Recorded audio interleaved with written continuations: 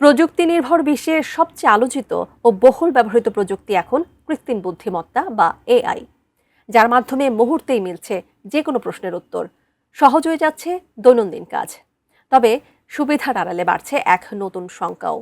অতিরিক্ত এআই নির্ভরতায় ধীরে ধীরে মানুষের নিজস্ব চিন্তাশক্তি আর বুদ্ধিমত্তাকে গ্রাস করছে। বিস্তারিত জানাচ্ছেন শিহাব ইসলাম। মানুষের জীবনকে সহজ করে দিচ্ছে কৃত্রিম বুদ্ধিমত্তা বা এআই। চোখের পলকে মিলছে জটিল প্রশ্নের উত্তর। গুগলের এআই ওভারভিউ, চ্যাটবট কিংবা সোশ্যাল মিডিয়ার অ্যালগরিদম সবকিছুই যেন এখন এআই নির্ভর। কিন্তু প্রশ্ন হচ্ছে, এআই প্রযুক্তি কি ধীরে ধীরে মানুষের নিজস্ব চিন্তা শক্তি কেড়ে নিচ্ছে? মানুষ কি হারিয়ে ফেলছে প্রশ্ন করার অভ্যাস, কৌতূহল আর স্বাধীনভাবে ভাবার ক্ষমতা? সম্প্রতি এমন উদ্বেগ প্রকাশ করেছে ব্রিটেনের ঐতিহ্যবাহী রয়্যাল মিউজিয়াম গ্রিনিস। প্রতিষ্ঠানটির সিইও প্যাডি রজার্স বলছেন, তাৎক্ষণিক প্রশ্নের উত্তরের উপর অতিরিক্ত নির্ভরশীলতা মানুষের কৌতূহল ও তথ্য যাচাইয়ের সংস্কৃতিকে দুর্বল করে দিচ্ছে। তার মতে, মানুষ যদি শুধু এক লাইনের উত্তরেই সন্তুষ্ট থাকে, তাহলে নতুন কিছু আবিষ্কার করার মানসিকতা ধীরে ধীরে হারিয়ে যাবে।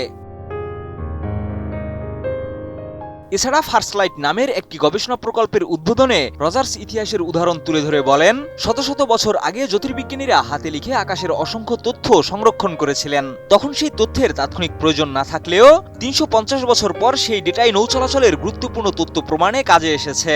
অর্থাৎ বড় বৈজ্ঞানিক আবিষ্কারের পেছনে শুধু প্রযুক্তি নয়, মানুষের অদম্য কৌতূহলও ছিল বড় শক্তি। আজই নিন রবি ওয়াইফাই আর কুইজ খেলে প্রতি সপ্তাহে জিতেন টিভি। বিশেষজ্ঞরা বলছেন, এআই নির্দিষ্ট প্রশ্নের উত্তর দিতে পারে, কিন্তু গবেষণার সময় হঠাৎ পাওয়া অপ্রত্যাশিত কিংবা চমকপ্রদ তথ্য শনাক্ত করার মানবিক ক্ষমতা এআই এর নেই। আর এখানেই তৈরি হচ্ছে বড় শঙ্কা। আগে উইকিপিডিয়া বা বিভিন্ন ওয়েবসাইটে তথ্য খুঁজলে মানুষ মূল উৎস বা রেফারেন্স দেখতে পারত, কিন্তু এখন জেনারেটিভ এআই সরাসরি সংক্ষিপ্ত উত্তর দিয়ে দেয়।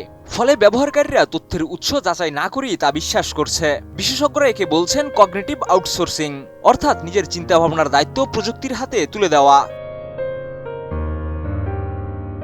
লন্ডন স্কুল অ্যান্ড ইকোনমিক্সের সহকারী অধ্যাপক ডক্টর আনুশকা স্মিথের মতে, মানুষ এখন পড়াশোনা, কাজ, এমনকি বিনোদনের ক্ষেত্রেও নিজের মস্তিষ্ক কম ব্যবহার করছে।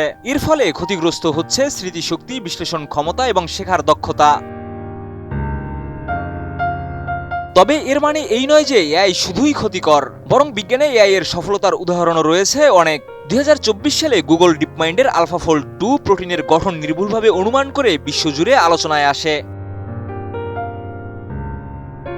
বিশেষজ্ঞদের মতে, এআইকে মানুষের বিকল্প নয়, বরং চিন্তাকে আরও শক্তিশালী করার সহযোগী হিসেবে ব্যবহার করা উচিত।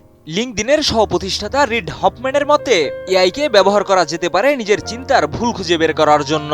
অর্থাৎ মানুষ চিন্তা করবে আর এআই সেই চিন্তাকে আরও ধারালো করতে সাহায্য করবে। শিহাব ইসলাম, এটিএন নিউজ।